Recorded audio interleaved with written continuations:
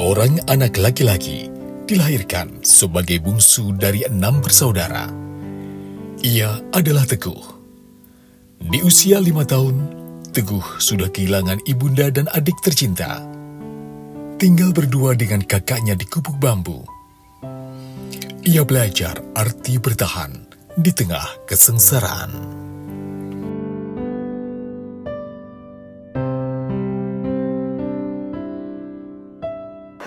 Bahwa saya dilahirkan dari sepasang keluarga Bapak Ridwan dan Ibu Tarwiyah. Saya anak ke-5 dari 5 bersaudara, jadi saya bungsu. Ibu saya mengandung adik saya, jadi yang nomor 6, dan setelah melahirkan beliau mengalami pendarahan, meninggal dunia, dan tidak berapa lama kemudian adik saya juga ikut meninggal waktu itu. Itu saya selalu teringat dengan ibu saya, dan di masa kecil itu saya sering kali berdiri di pojokan rumah itu sambil menangis, dan selalu saya memanggil nama ibu saya. Teguh, begitu ia akrab disapa. Lahir di Payaman, Magelang 10 Maret 1970. Saat saya lahir, waktu itu ayah saya baru saja dikeluarkan dari pabrik tekstil kain terbesar di Magelang waktu itu. Maka ayah saya memberi nama saya Muhammad Teguh. Itu salah satu keinginan ayah saya, bahwa saya tetap kuat menjalani kehidupan saat ayah saya itu diberhentikan dari tempat kerjanya. Jadi saat saya kecil di usia 5 tahun ini, kemudian saya hidup serumah dengan kakak saya yang waktu itu jarak umurnya itu 5 tahun lebih tua dibanding saya. Seringkali ini kemudian kita merasa kekurangan atas apa yang harus kita makan. Nggih keleleran wong nek dom niku disawang kalih Mbah anu mbok gedhe niku mbok de ngatah melas temen Teguh depepel nang pojokan omah. Ngoten niku tangga-tangga teparo niku. Nek pripun wong riyen niku sami mboten enten to. Nggih sami sedaya kekirangan niku nek riyen. Mungkin karena mau makan ya Pak, nggak ada apa-apa gitu yang paling menyedihkan di situlah. Kita juga nggak bisa mau ngasih apa. Ya akhirnya kita ke sawah-sawah kita aja nyari kepek itu kita makan supaya buat ganjel perut nyampe sore. Kemudian kita makan dengan garam itu untuk menyubal perut kami utamanya gitu. Ya kalau nggak ada makanan di rumah, kita kerja di rumah orang, bantu nyuci piring, nyuci baju. Ntar Pak dapat makan, dibawa pulang. Udah dibagi berdua. Karena kakak-kakaknya pada waktu itu sebagian itu ada yang merantau. Kakak yang pertama itu ke Jakarta, kemudian saya sendiri itu ke Kalimantan, ya kan. Kemudian saat anak-anak sepantaran dengan saya itu mereka sudah mengenal sekolah di TK, saya sama sekali belum tahu apa itu TK. Saya juga belum tahu apa itu sekolah. Dan saat teman-teman saya itu sudah naik kelas 1, kemudian sepantaran dengan saya itu kemudian mengajak saya untuk sekolah gitu.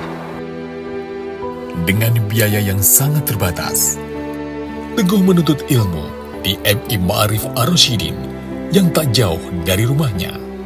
Di tengah keterbatasan, ternyata bakatnya bersinar. Di MI ini, ia selalu mendapatkan ranking 1. kula nek dong nggih nyangoni, nek dong mboten enten artane. Saya terus belajar, tiap hari itu saya hanya belajar dan belajar, karena memang tidak ada yang kemudian menyibukkan diri saya selain itu. Disinilah saya dan kakak saya tinggal semasa kecil berdua. Inilah saksi kehidupan saya di masa kecil waktu itu, di mana kami hidup berdua. Ini juga lampu yang dulu saya pakai untuk belajar ataupun juga untuk tadarus, untuk juga mutolaah terhadap apa yang telah diajarkan oleh guru-guru saya, oleh ustadz-ustadz saya, oleh kiai-kiai saya. Ketika ini berusia lebih dari 50 tahun, karena ini dulu pernah juga menemani tidur saya di malam hari, di waktu dingin, di waktu hujan, sering juga kebocoran itu juga, lubang-lubang dinding juga masih terlihat, bahwa semilirnya angin di malam hari itu benar-benar juga menusuk.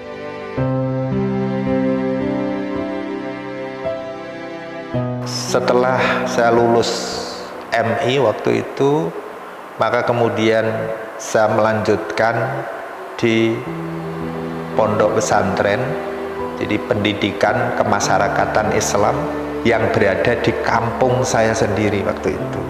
Pak Teguh ngaji saya juga ikut, tapi yang pandai Pak Teguh. Sama saya itu ya pinter Pak Teguh itu diajar 1 kali bisa, kalau saya sampai 12 kali ya belum bisa Pak. Teguh itu dalam keadaan keterbatasan, prihatin sekali dalam Mas Teguh itu, tapi memang punya cita-cita yang tinggi ya kira itu, karena ya dia mau belajar terus itu tidak kalah dengan teman-temannya gitu. Saat remaja, Teguh juga belajar agama di beberapa pondok pesantren. Dari Terbiatul Jamaatil Islamiyah di Payaman, Bambu Runcing di Temanggung, serta Al-Huda, Magelang. Ia menghabiskan masa remajanya dengan menelaah kitab kuning. Cuma kalau pelajaran itu, terutama bahasa Arab itu paling menonjol kalau terutama bahasa Arab.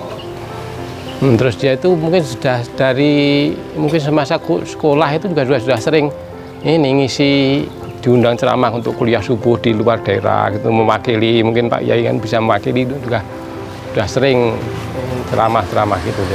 Tapi sekaligus saya pagi harinya saya langsung ke MTS dan Aliyah Yajri waktu itu Payaman. Ada sekolah MTS dan Aliyah, dan saya langsung menghadap kepala sekolah untuk kemudian saya meminta saya masuk di kelas 1 Aliyah. Tapi Teguh bukanlah anak penurut. Saat sekolah di MA Yajri, ia kerap bolos sekolah jika pelajaran tak menarik baginya. Karena saya itu sekolah di Aliyah waktu itu leda-lede, kalau bahasa Jawanya itu leda-lede, artinya tidak serius, sekolah formal itu. Saya hanya masuk sekolah itu hanya mata pelajaran yang memang benar-benar saya sukai. Jadi misalnya bahasa Arab, fikih, ulumul Quran, itu saya selalu ikut. Di jam-jam pelajaran yang saya tidak suka, maka kemudian saya isi dengan bermain catur begitu dengan tetangga saya, jadi lebih banyak main caturnya begitu. Kenapa kamu itu kok sekolah kok cuma pakai buku 1 saja dimasukkan di saku gitu, terus bawa rokok, itu tuh mau sekolah atau mau main? Saya begitu. Terus ngajak-ajak suami saya marahi, asal ke situ main catur, asal pagi itu mau sekolah singgah ke tempat saya. Jangan gitu, nanti anak ini mau jadi apa kamu itu kalau begitu. Mudah-mudahan jadi anak yang jadi anak pandai, Saya begitu. Bisa sukses. Saya kan bilang begitu. Kepinginan saya itu sungguhnya, keinginan saya setelah sekolah aliyah itu mondok, karena saya merasa waktu itu belum memiliki ilmu agama yang mumpuni lah istilahnya. Di balik keputusannya melanjutkan ke jenjang S1, ada peran seorang guru pesantren yang memotivasinya. Teguh melanjutkan pendidikannya di Yayan Sunan Kalijaga. Semester pertama di bangku kuliah, Teguh membuat kejutan. Ia memutuskan untuk menikah muda. Saya baru 2 bulan kuliah, ini kemudian saya pulang ke rumah. Saat pulang ke rumah, waktu itu kemudian ada pengajian, biasa saya ikuti juga, pengajian Ahad Pahing, itu di alun-alun Magelang waktu itu. Disitulah saya bertemu dengan calon ibu dari anak-anak saya begitu itu di saat itu. Kok wani-wani nikah itu kok baru menginjak kuliah, apa ndak nanti terhambat kuliahnya. Saya kan gitu sebagai orang tua itu, saya sendiri mengalami kuliah itu juga tidak enteng. Waktu itu kan kita ketemu di alun-alun Masjid Agung Magelang. Waktu itu kita juga belum pernah ketemu sama sekali. Waktu itu ada pengajian akbar Minggu Pahing. Saya juga baru pertama kali satu kali itu dan ketemu Pak Teguh. Waktu itu juga Pak Teguh ngetutke saya pulang, tapi saya nggak tahu kalau ditutke. Begitu datang ke rumah, ayahnya langsung nanting waktu itu. Kalau memang seneng ya sudah nikah. Saya langsung bilang kepada orang tuanya dan saya melamar waktu itu dengan cara ya saya sendiri. Melamar itu saya tidak ngajak siapapun. Karena saya berprinsip kalaupun nanti ditolak yang malu saya sendiri gitu. Menikah sama saya apa bapak saya boleh. Terus bapak saya kok ya bilang 99%.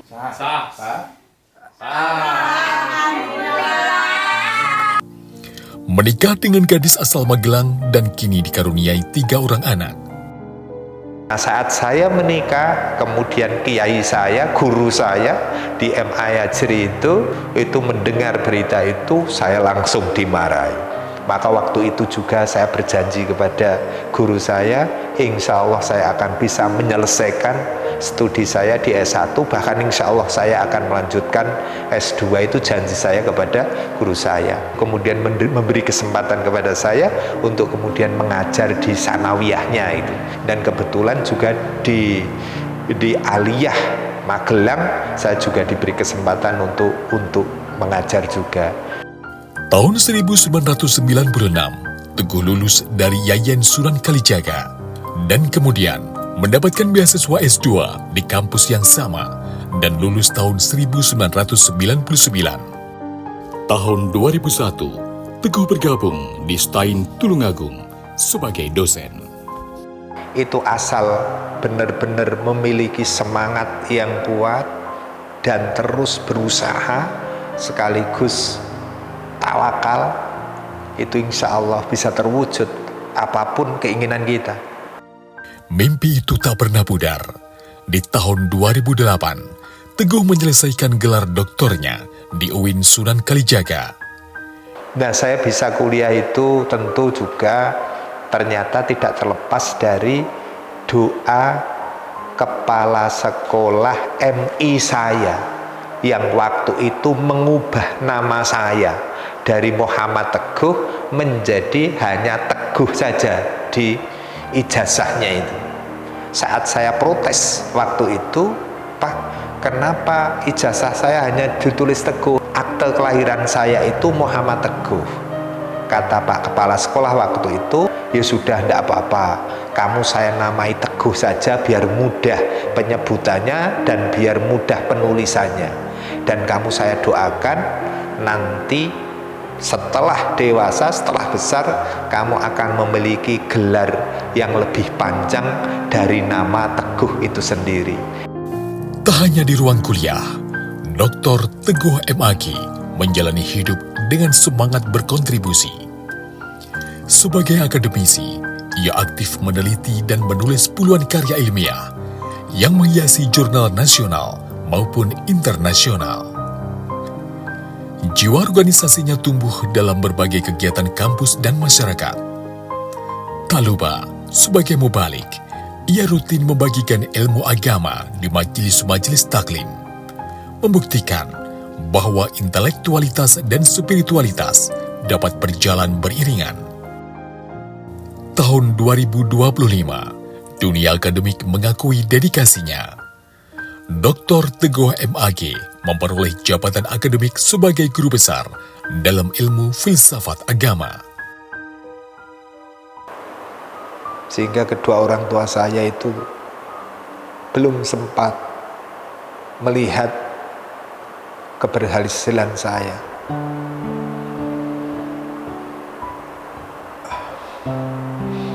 Sehingga saya merasa kewajiban untuk terus membahagiakan kedua orang tua saya. Saya yakin kedua orang tua saya di alam barzah itu merasa bahagia melihat saya. Dan saya selalu menyempatkan untuk terus menziarahi makam kedua orang tua saya. Sesibuk apapun saya, kalaupun saya dikatakan berhasil, itu yang berhasil adalah kedua orang tua saya, bukan saya. Tapi kedua orang tua saya itulah sesungguhnya yang berhasil. Saya teringat dengan pesan ayah saya itu, saya tidak meninggalkan apa-apa untuk kamu. Aku ora ninggal ke opo-opo untuk kamu. Awakmu kudu pinter ngaji, terus sekolah, itu saja. Itu saja pesan orang tua saya. Kalau ingat waktu dulu saya menangis, sekarang alhamdulillah sudah bisa berhasil, seperti contohnya Pak Teguh bisa ngayomi semuanya. Nah ini alhamdulillah.